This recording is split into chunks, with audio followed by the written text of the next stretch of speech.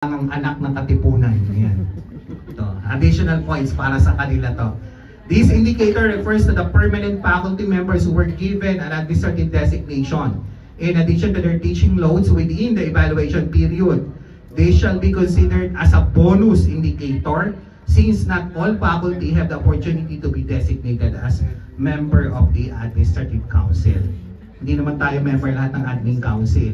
So, kaya may bonus criteria. Ito yung pampalubag loob doon sa kayo, yung mga hindi BSL, pag walang pasok, nasa bahay, online, pag BSL, may pasok. Ito yung pampalubag loob. Ito lang po yung bibigyan.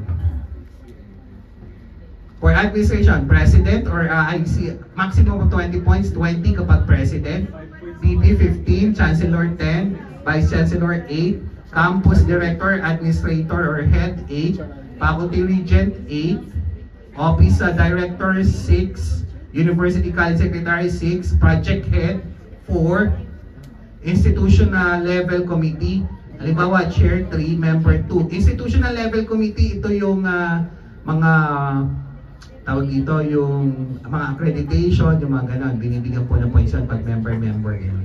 Provided na meron ka nung nasa kabila. Pagdating sa college, pag Dean 6, Associate Dean 5, College Secretary 3, Department Head 4, Program Chair or Project Head 3, Department Level Committee Chair 2, and Member is 1. Yan lang po ang meron. Copy of appointment or the office order, and then kailangan pa po ng accomplishment report. Ano yung nagawa mo nung year na yun? Para mabigyan ka ng points na yan.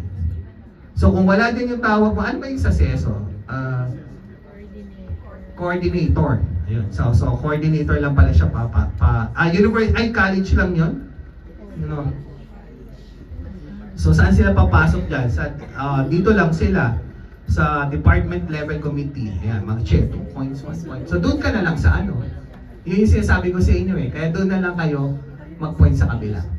Huwag na dito. 2 points lang to, doon pwede, ang dami mo pwede ipasok. Basta wala akong sinasabi. Naseso kayo. Wala akong sinasabi. Kasi malilimitahan ka, ito lang points mo.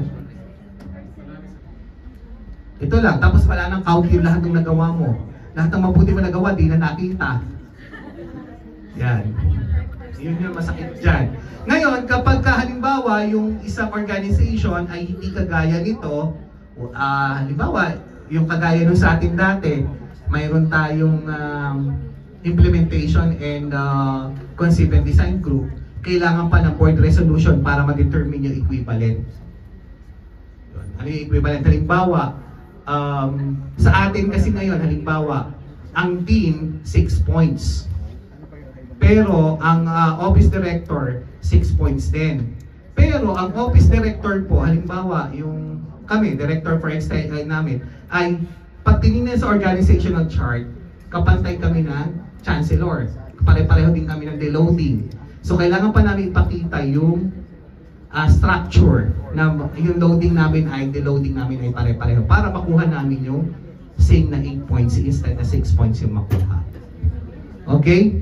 So points will be earned for at least 1 year of designation within the evaluation period. Kapag nagkaroon ka ng more than 1 designation, which is ever is the highest, yun yung bibigyan sa'yo.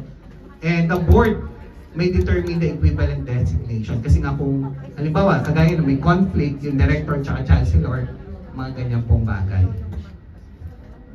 Yan po, last slide na po yun. Yan lang po ang laman ng CRA 3. Wala na po, tapos na ang CRA 3.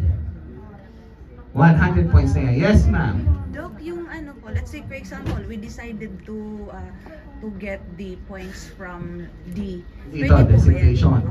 Yung SESO head po. Kasi ang problem... Ma'am, pag kinuha mo kasi yung SESO head mo dito, mawawala yung points mo sa loob. Yes po. Ang tanong ko lang po, Doc, let's say for example, ano po ba yung sinusunod? Yung ano ba yun tawag yun? Binibigay ni Press? Yung office order po. So, SESO head po ang nakalagay na sa office order. So, bali says head po, yun hindi coordinator. Kung head po ang nakalagay, dito po kayo sa head babaksak. Okay. Kasi nagkaka-confusion po. Ang tawag po coordinator, pero pagdating po ng office order, ang nakalagay po doon head. Office order po. Kung ano po yung nasa office order, yun po yun.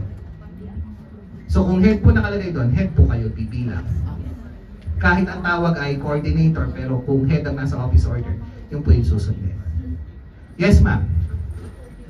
Sa project leader, kasama din po ba yung sa research? Opo, kasama po yan. Yan. Kaya mag-ipon na ng mga documents. Document lang naman ang kailangan. Meron pa po ba?